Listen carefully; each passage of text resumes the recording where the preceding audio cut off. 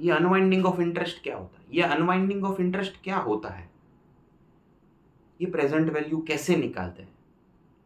हालांकि CA final student के लिए प्रेजेंट वैल्यू को निकालना इतनी बड़ी बात नहीं है, पर फिर भी ये कॉन्सेप्ट अगर आपने एफआर शुरू नहीं किया है तो ये दो कॉन्सेप्ट को आपको समझना बहुत इंपॉर्टेंट है, क्योंकि इसको आप क्लियर कर लोगे तो बहुत सारे चैप्टर में आपको हेल्प हो जाएगी। क्यों? क्योंकि बहुत सारे चैप्टर ऐसे हैं जिसमें ये जो एक फंडा है ना, प्रेजेंट वैल्यू और अनवाइंडिंग ऑफ इंटरेस्ट का, वो कॉमन है, इसका इम्पैक्ट भी कॉमन है। तो आइए समझते हैं प्रेजेंट वैल्यू। सबसे पहले प्रेजेंट वैल्यू होता क्या है? प्रेजेंट वैल्यू मतलब आज की वैल्यू। आज की वैल्यू किसकी वैल्यू? फ्यूचर में कोई वैल्यू होगी, ठीक है, उसको आज पे लाना है, उसको बोलते हैं आज की वैल्यू। ठीक है, तो फ्यूचर की वैल्यू हमेशा ज़्यादा होगी, आज की वैल्यू कम होगी। ऐसे कैसे? फ्यूचर में जो 100 रुपया होगा वो आज का 100 रुपया नहीं होगा। क्यों? बीच में आ जाएगा डिस्काउंटिंग फैक्टर। डिस्काउंटिंग फैक्टर मतलब क्या? कि जिस जिस रेट से ये जो आपके रुपए की वैल्यू डिटोरिएट हो रही है ना, उसको डिस्काउंटिंग फैक्टर बोलते हैं। ज़्यादा आपको चैप्टर में समझ में आ जाएगा, पर अभी के लिए आप इतना याद रखो कि हर साल दर साल उस डिस्काउंटिंग रेट से जो आपकी वैल्यू पर्टिकुलर कोई है वो डिटोरिएट होती जाती है। अभी आपको चैप्टर में कैसे काम आएगा? फाइनेंशियल रिपोर्टिंग सीए फाइनल में आपको कैसे काम आएगा? तो आपको कुछ वैल्यूज दी होगी, वो आपकी इनकम भी हो सकती है, वो आपका एक्सपेंस भी हो सकता है, वॉट एवर इट इज। कुछ इनफ्लो या आउटफ्लो हर साल जा रहा होगा फ्यूचर में for a specific period of time. ठीक है, उसको आपको आज की वैल्यू में रिकॉर्ड करना होगा। फॉर एन एग्जाम्पल, मैं इंडियस 116 लीज की बात करूं तो मेरे को लीज पेमेंट्स हर साल देने होंगे। ठीक है, और मेरे को उसी लीज पेमेंट की प्रेजेंट वैल्यू को आज मेरी बुक में रिकॉर्ड करना है। ठीक है, ये कौन बोलता है? ये बोलता है इंडियस 116। ठीक है, तो अभी इसको लाएंगे कैसे? सबसे पहली बात, ये जो डिस्काउंटिंग फैक्टर है, मान लो 10% है, क्वेश्चन में दिया रहेगा या फिर हम निकालेंगे। अभी के लिए, इस एग्जांपल के लिए मान लो 10% है और हर साल मेरे को 100 रुपए आउटफ्लो होने वाला है। ठीक है, तो उसको 10 साल तक 100 रुपए के आउटफ्लो को मैं आज की वैल्यू पे कैसे लाऊंगा? ठीक है, कैलसी निकालिए अपना। मेरे पास अभी है नहीं, मैं पहला वीडियो लेक्चर रिकॉर्ड कर रहा हूँ, थोड़ा समझिए, धीरे धीरे अपने पास सारे इक्विपमेंट्स आ जाएंगे। अपना कैलसी निकालिए। 1 डिवाइडेड बाई 1 पॉइंट, अभी रुकिए, इतना लिख दिया, 1 डिवाइडेड बाई 1 पॉइंट। ठीक है, अभी मैंने इंटरेस्ट रेट कितना बोला था? 10।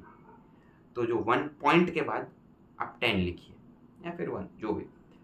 अगर ये मैंने इंटरेस्ट रेट 8 बोला होता तो ये 1 पॉइंट के बाद, 1 डिवाइडेड बाई 1 पॉइंट के बाद आप इसको 0.8 लिखते। अगर मैंने 12% बोला होता तो 1 डिवाइडेड बाई 1 पॉइंट के बाद आप 12 लिखते। ठीक है, तो ये फंडा क्लियर रखना। वापस से अपने 10% वाले एग्जांपल पे आते हैं।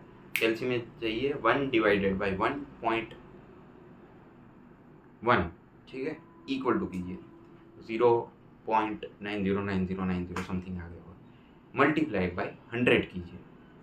ठीक है, कितने आए?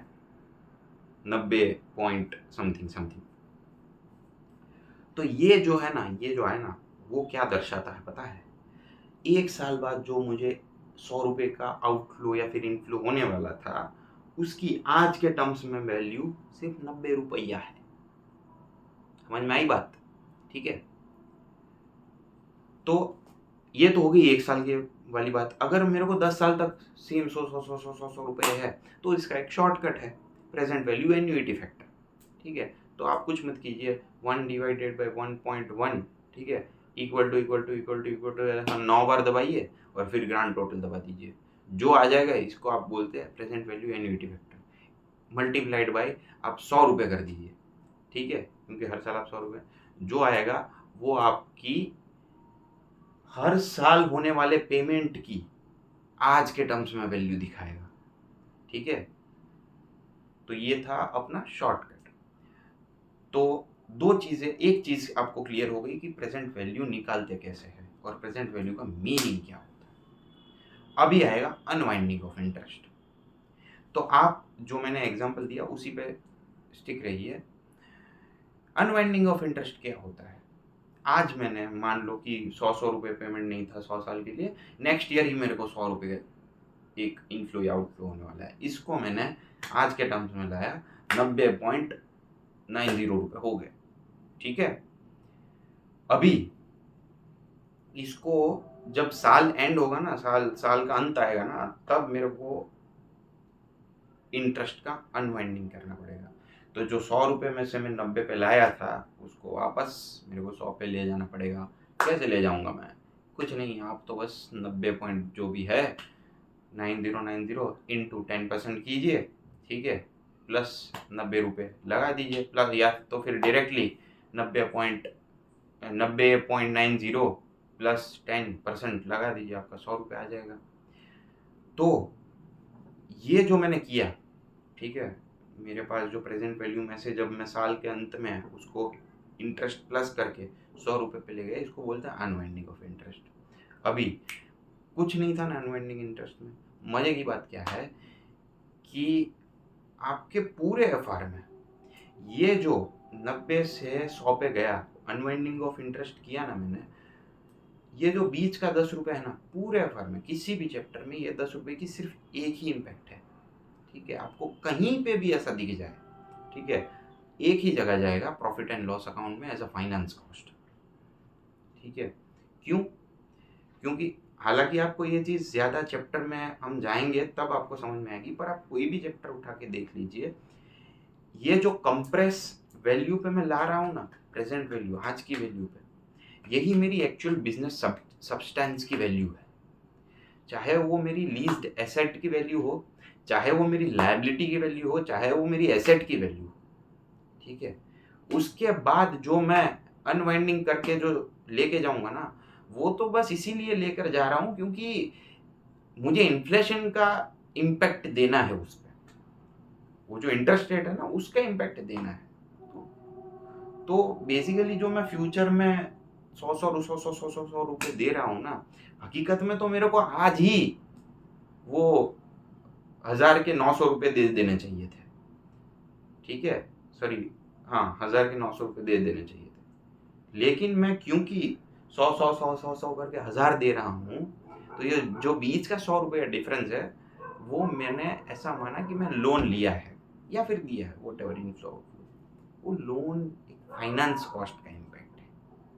ठीक है, तो ज़्यादा आपको चैप्टर में समझ में आएगा, पर ये कॉन्सेप्ट आप दिमाग में डाल लीजिए कि जो अनवाइंडिंग ऑफ इंटरेस्ट होगा उसका इम्पैक्ट हर जगह P&L में एज अ फाइनेंस कॉस्ट जाएगा।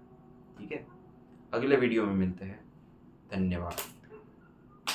जय श्री राम।